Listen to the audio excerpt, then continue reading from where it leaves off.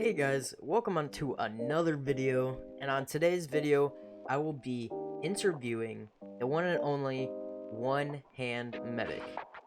Now, if you don't know who OneHandMedic is, he's a Rocket League player, and he plays Rocket League with one hand. Stay till the end of the video. Also, make sure you like, subscribe, and comment, and make sure you share this video. Like always, I appreciate you guys. Thank you for stopping in, and enjoy the video. What's going on?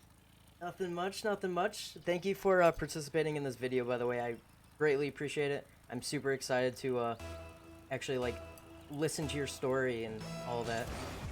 Certainly. So just a little overview. I'm gonna ask you some questions and just chill, play some games. So the first question is, who are you, basically? I go by the nickname OneHandMedic. I've been playing games for a little while into that alias. Okay. So now you're primarily a Rocket League player, right? Correct. Okay. So how did you find Rocket League? Believe it or not, it was one of those situations where the friends said, hey, it's a fun game. I'm not sure if you ever play it. We'd like to play it kind of as a party game. And picked it up on a whim that I probably wouldn't play it very much. Oh, really? When did that start? Like 15 or? 2016, actually. It was like I say, it was a friend of mine who was wanting to stream, and he basically wanted golf with friends. So oh, really? Gave him the option to pick it up myself and download it and play with him. Nice, nice. So what kept you around, playing Rocket League? Mainly, it was kind of the memes. It was being able to play and just have fun, and not necessarily have a completely serious game.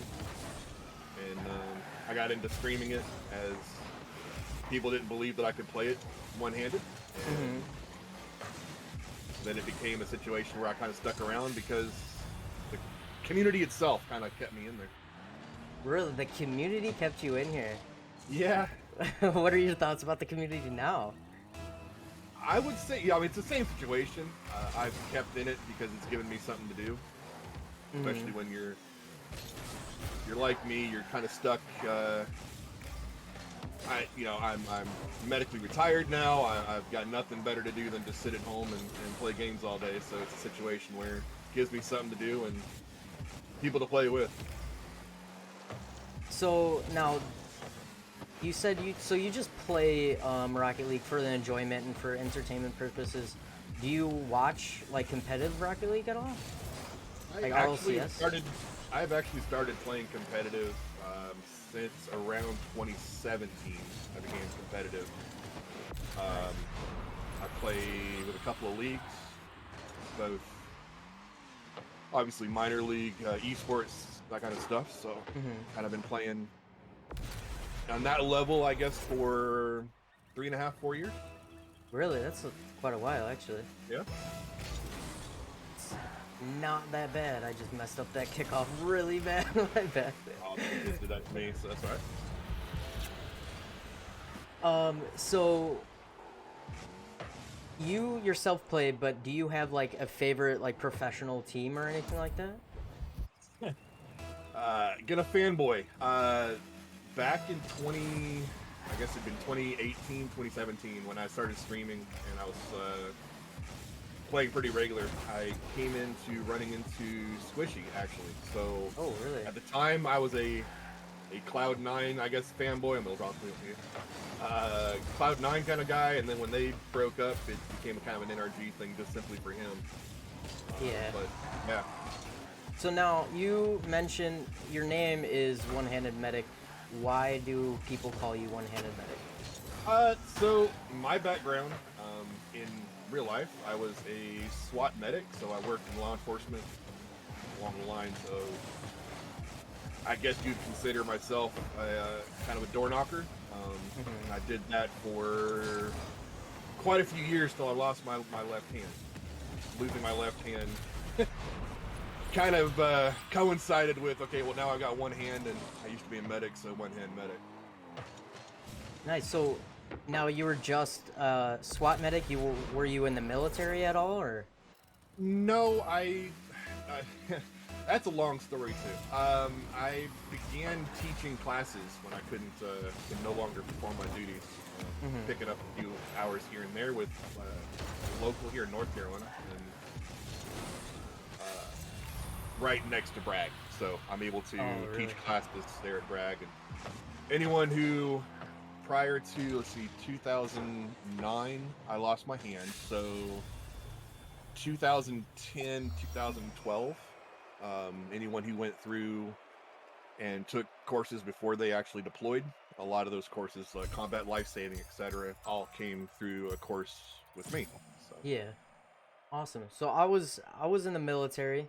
Just a little thing about me. I was in the Army. My MOS was a 91 Fox, so I was a gun doctor. So Okay. I mean, I sort of have a background with some military. I only served 2 years. Wish I could do more, but sadly, medical. It's actually pretty awesome. I also like that how the military uses also civilian jobs such as SWAT and local police departments for training on top of us teaching, and then you guys also teaching us. Right. I love that. Right. So now, like, how the hell do you play Rocket League with one hand? Like, That is a very common question, and actually why I began streaming was that purpose. The people who, go, okay, I don't believe you got one hand, and I don't believe you can play at a competitive level or a champ level, etc., with only one hand. Like, that's just, there's no possibility. But I play keyboard, so I am. nice. Everyone says KBM. No, I'm keyboard or mouse. I don't. Goes to playing one-handed. Yeah. I am a KBM person myself, so I love that. So like, is it? I mean, is it difficult? Like, Yeah. I mean, I would say it took me until basically COVID, when I was able to spend almost a year locked in my house to learn how to go from plat 2 up to Diamond 3 Champ 1, and it was because I couldn't aerial, and I figured, okay, how do I master this? Because otherwise I'm stuck in that rut. So it is definitely taken some getting used to, and you can't just watch a video on how to play Rocket League with one hand. yeah. Not exactly something that people do how-to videos on. Maybe you can be that person that makes that how-to video, you know? So, like, is there any cool devices that assist you or anything along those lines? That's another good question. There are devices that are out there, similar to, if you've heard of the Xbox Adaptive Controller. I've worked on that project and worked alongside people who kind of designed them, etc. But it's something that I learned how to play Rocket League without it, and so for me to change over to a device like that, you would pretty much have to start back over at bronze. And I got into this game and got into playing it at this level that I didn't want to start back over in the Bronze Age and fight my way back up and learning how to play. So it didn't sound like a whole lot of fun. So you're saying, like, this level and stuff, not shot. How many hours do you have in the game? Probably more than most who are in Diamond. Oh, okay. I'm that forever stuck Diamond, hard stuck, but I would say, I think the last I looked at it was like 4,500, something like that. Okay. So that answers my next question. What rank are you? Yeah, I have fluctuated between Diamond 3, Champ 1, Champ 2. Okay. Over the last, like I say, about a year and a half, I've been at that level. Not bad, not bad. For playing with one hand, that's not bad at all. Well, and that's kind of where I have learned how to come back at the slight toxicity that you find sometimes in Rocket League is the people who say, "Oh, you know, you're not any good," and I say, "Okay, yeah, but I'm one-handed and I'm the same rank as you. So what's your excuse?" You know? Yeah, yeah. I made my last video on my YouTube was how Diamond, or just Diamond in general, Diamond 3, is the worst rank in Rocket League because of the toxicity and the smurfing and all that other stuff. Link in the description, by the way. So, I mean, I could just imagine what people are saying, honestly. Oh yeah. Yeah, it's something that I think you have to kind of have a hard shell to play in Rocket League in general. Yeah. But you have a disability, you kind of have to find the humor in what people say about you, or you know, what they may say and do to you on a. Oh my! I'm gonna switch and save that. So, yeah, Nice. But yeah, it's you have to find there's a lot of good that's in the Rocket League community, so it's a situation where you have to kind of concentrate on them and not let people get to you. That's what I said too. I honestly like the community is pretty wholesome. Yeah. Like if you go on Reddit and stuff and someone's like plat and they hit their first aerial or something like that, people will give them tips or like nice shot and stuff like that, but you'll get those bad bunches, but that's everywhere, honestly. Sure. So besides Rocket League, what other games do you play? When I first started streaming, it was first-person shooters, stuff like Division, stuff like Arma, GTA, etc. I kind of got into those for a while because at the time I was playing that with like an MMO mouse. It's a 13-button, 3-function mouse. And it's a situation where I thought that's all I could ever play at a halfway decent level. So yeah, that's where I got started.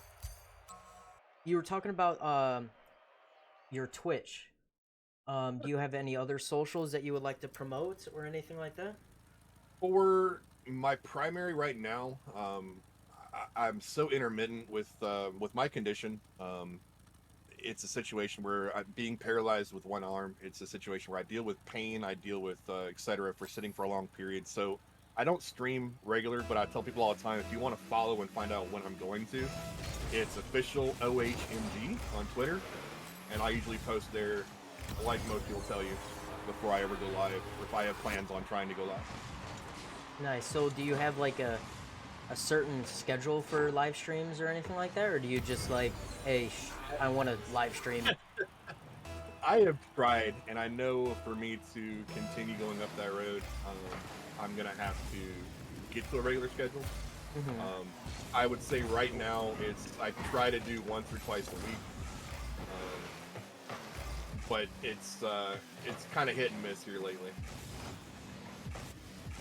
Now you only stream Rocket League, or oh my goodness, this game is trash right now. Primarily. For me, it's a situation where most people now who have followed me from when I was rated by Squishy. And it's so most people are in my community for Rocket League content. And so if I ever try to stream something else, which I have tried to create a little diversity, it just doesn't work out. It doesn't work. You know, you get from averaging 20, 30 people on a stream to, you know, 2 or 3 of your close friends who tune in just because they feel bad for you. Yeah, I feel that. But yeah, I that's one thing I really dislike about Twitch is just like you can play one game and then have like 25 people and then oh goodness. It's just gonna go in. Yeah.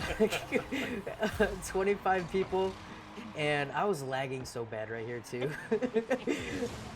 You can have like 25 people, and then, like, say you switch it up to like Minecraft or something like that. You'll have 3 people. Yeah. But oh And man. unfortunately, those are usually the people who forgot to turn you off. They just minimize left. the browser and come back 2 hours later going, oh, why am I still following? Yeah.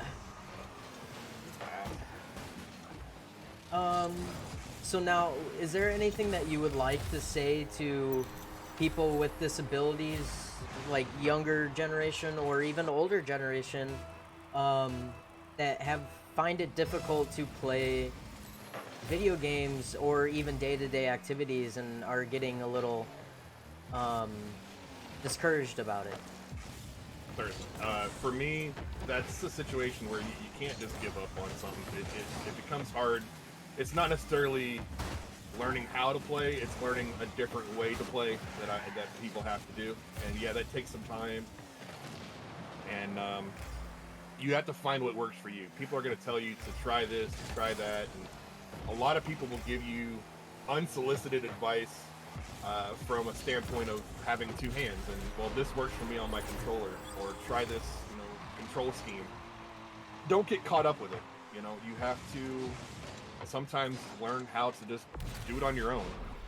And just don't give up. Because it's a situation where, like I say, I started out bronze, silver, pretty much stayed silver, gold for the longest time, in so many years, before I finally broke out into platinum. In platinum, I felt like I was a god, being able to play, one-handed at platinum level.